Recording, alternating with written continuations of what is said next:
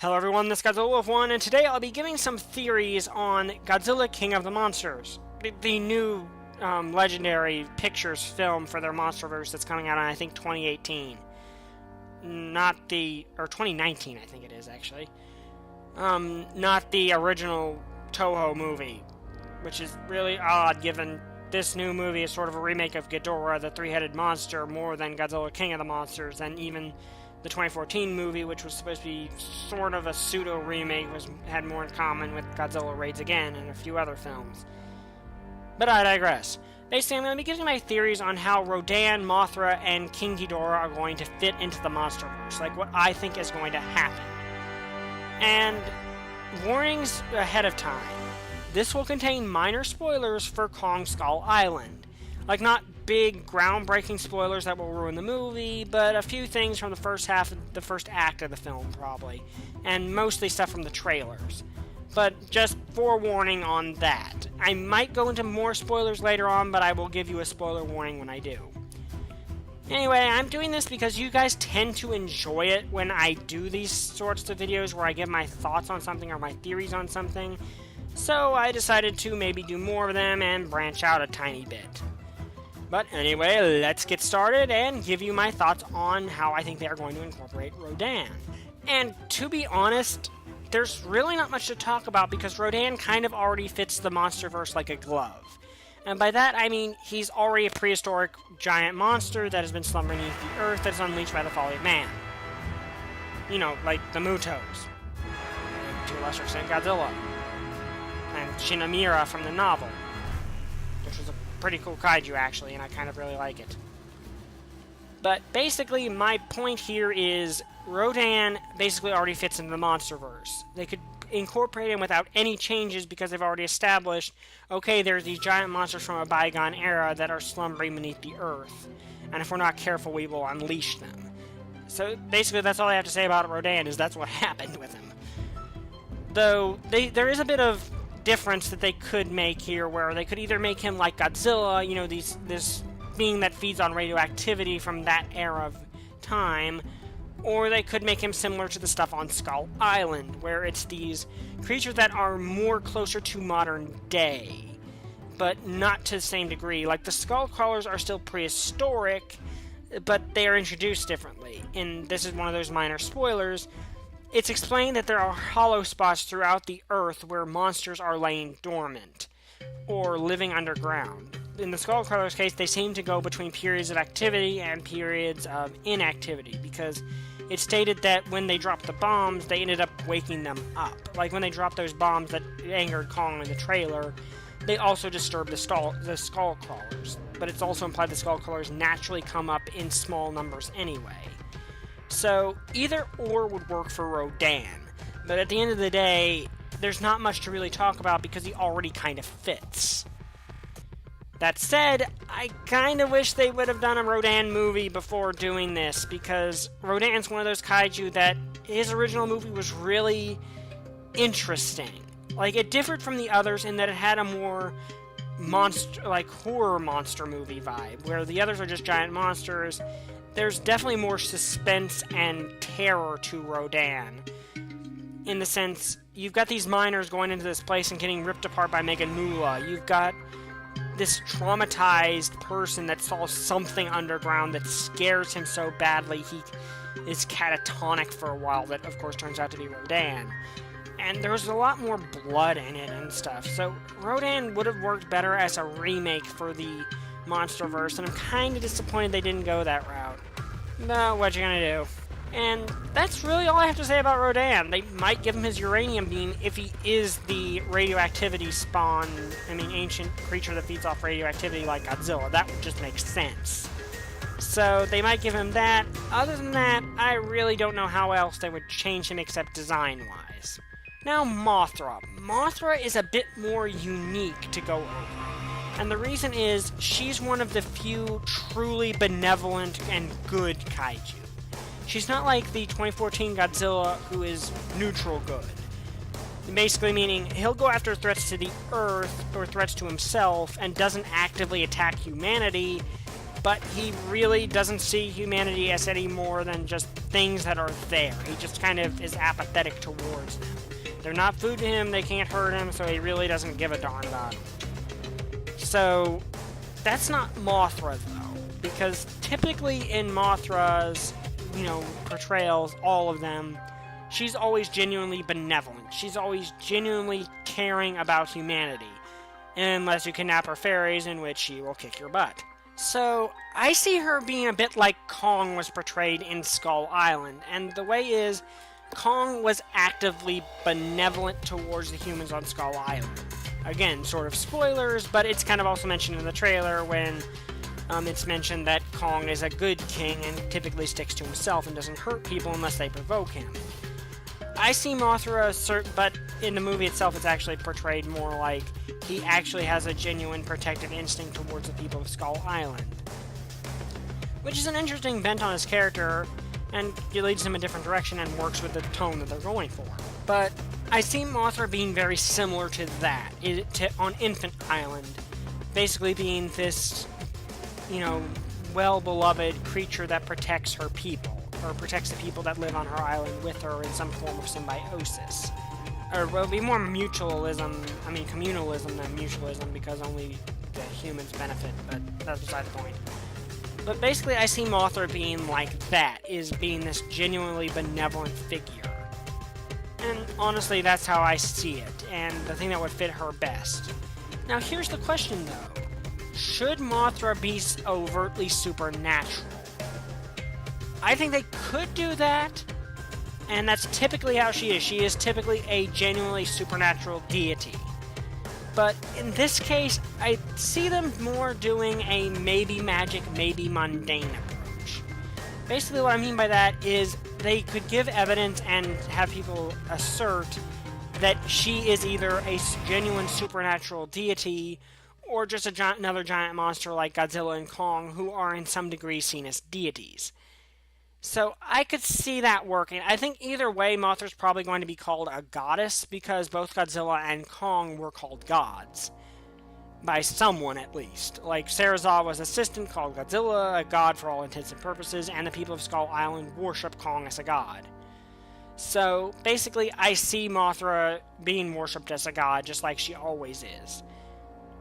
And I could also see basically a part of the movie where Serizawa, if he returns, which he probably will, because Monarch seems to be the overarching thing of all these movies, I could see him basically pointing out, does it really matter if she's supernatural or not? Godzilla is basically a god for all intents and purposes. Kong was worshipped as a god. It doesn't really matter if she's genuinely supernatural or not. That said, I kind of do want Mothra to be a bit supernatural, because that makes her more than just a big bug. But overall, I think that that's how they're probably going to portray her, is like, yes, maybe she's supernatural, maybe she's just another giant monster. That would work with the tone that they're going with these movies, and it would work with Mothra, is basically say, some of her abilities look like they could be supernatural, but they might not be. That's what I think anyway. Now, on to the big guy, who's most likely going to be the main villain of this movie, King Ghidorah, and he is more complex. And the reason I say this is because King Ghidorah basically changes origins every era he's in. Like, in the original Showa era, he was a space monster that went around destroying planets for kicks. In the Heisei era, he was an atomic mutation created by people from the future. And in the Millennium era, he was a mystical creature and actually good guy, which is weird and most people didn't like, but that's because he was shoehorned into the film instead of Varan or Anguirus, who were the original intent. But basically, Ghidorah basically changes his origin every single time he appears. That isn't in the same continuity. I mean, Rebirth of Mothra had him back to being a space monster, but regardless, he tends to change origin pretty regularly. So, if they just made him like the Mutos and Godzilla, I would not complain, because it's not any different than any of the other changes he's undergone. But here's my theory. I think Ghidorah will be a space monster. I think he will be an alien. And here's why. Early in Skull Island, they mention that there's another group in the U.S. military or U.S., agency looking for aliens, and they are called crazy for doing so. But here's the thing. Monarch's search for kaiju, specifically the character of Randa's, and Brooks' belief in a variation of the Hollow Earth theory, which is what I mentioned before about there being hollow pockets in the earth where kaiju like the skull crawlers inhabit, were both called equally crazy and both seen as equally crazy by people. In fact, to a degree, Brooke sees Randa's belief in kaiju as crazy. He goes with him because he's a loyal friend, but at the same time he kind of saw it as crazy until Kong showed up. So that kind of gives the feeling that was not so much a take that at the idea of aliens appearing in the series, and more a foreshadowing, because it fits in line with every other thing in the movie being called crazy, turning out to be legitimately true. So basically that's what I think. I think Ghidorah is going to be a space monster, and that's foreshadowing for it. After all, in the words of Anton Chekhov, I can't pronounce his name, sorry if I butchered it, if you say in the first chapter there is a rifle hanging on the wall, in the second or third chapter it absolutely must go off. If it's not going to be fired, it shouldn't be hanging there. It may have just been a joke, but it feels more like a Chekhov's gun due to how they set it up, and due to how everything else in the movie that's called crazy is being treated. So I think he is going to be a space monster. And to those who don't know, and this is another big factor of King Ghidorah's character, with the exception of GMK, he's always in some degree a sadistic beast, especially in the Showa and Rebirth of Mothra movies. This is a guy who basically goes around blowing up plants, killing all life with them for fun. There's a reason that his roar is basically him laughing at you. He is sadistic as all get out. And I think that there's a way that could work with the more realistic tone, even if they just say he's a giant, monstrous animal. And that's that in nature there's a practice called surplus killing. It basically means a creature that kills more than it actively needs. Kind of like in the Jurassic World where the I-Rex was said to kill for sport. There are actually creatures in real life that do that. We like to say humans are the only animals on Earth that kill for the joy of it. We're really not. There are other animals that do. And there are also cats, which are kind of known to sadistically play with their prey before killing it. So, essentially, I think that's how they could portray Ghidorah as a giant animal, but still make him a sadistic monster. Because that's a realistic way they can portray him as an animal and sadistic. Is just he surplus kills. He's takes that kind of cat-like joy in playing with his prey before killing it. That could work to make him a giant animal. Or they could just say, yeah, like Godzilla and Kong, he seems to be capable of thought, and he's actively sadistic. That is something they could do, because you've got Kong, who seems to have some degree of sapience and actively chooses to protect humans. You got Godzilla, who seems to some degree be capable of acknowledging humans, but not necessarily caring about them. And then you could have Ghidorah, who is actually malevolent towards them. Either way, I think it could work for the film. And now here's the last big thing about how I think they could incorporate Ghidorah. And that is basically, I think he probably will be portrayed as a Lovecraftian horror. At least if they're going with how he was originally portrayed, and there's some reason to think he will, but I'll get into that at the very end of the video. And here's another reason. In Ghidorah the Three-Headed Monster, that's basically how Ghidorah was played. He was played as this cosmic horror that in the ancient times destroyed Venus, or Mars, depending on which version you're watching, and now is on his way to Earth with this ghost of a dead civilization coming to warn humanity of the impending doom that's coming. Well, I don't think they would go with the ghost aspect. I could really see them playing up the Lovecraftian horror element of Ghidorah, playing him off as this eldritch horror that destroys all that comes before him, and when he awakes, the world will end. I could see that working with the darker tone, and see it working with Ghidorah. And it honestly would kind of be cool to sort of see a doomsday cult or something form around Ghidorah, kind of like in Lovecraft. And, you know, him portrayed as this unholy cosmic horror that wherever he passes only flaming ruins are left. Which was an actual quote from the original that could really work well in this context. Now, here comes the big spoilers. Here comes the if you have not seen Skull Island yet, come back when you have moment of this video. So if you're going to leave, leave now. Okay, good.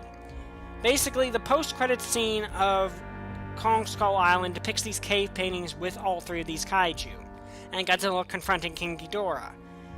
And this leads credence to my belief that Ghidorah will be portrayed as both actively malicious and a Lovecraftian horror.